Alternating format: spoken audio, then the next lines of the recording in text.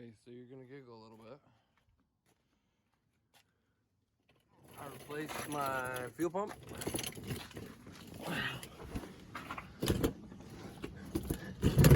And after I got it installed, I broke my fuel line right there. So all I did was I took the line, I saved the end, I just cut the plastic off. And let me see. That looks so nice.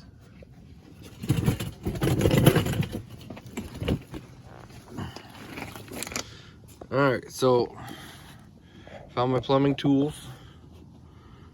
And I took the 3/8 hose. I took the end off. Of course, the metal one on the tank, and then the plastic one I got up on the intake. But these little crimp rings, they slide right over the hose. Yeah, no. It wants to be goofy. There we go. Perfect.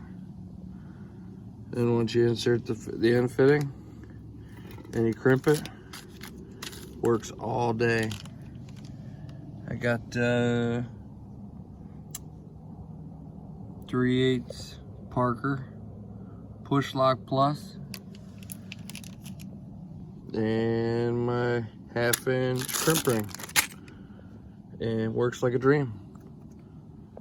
Fires up, no leaks.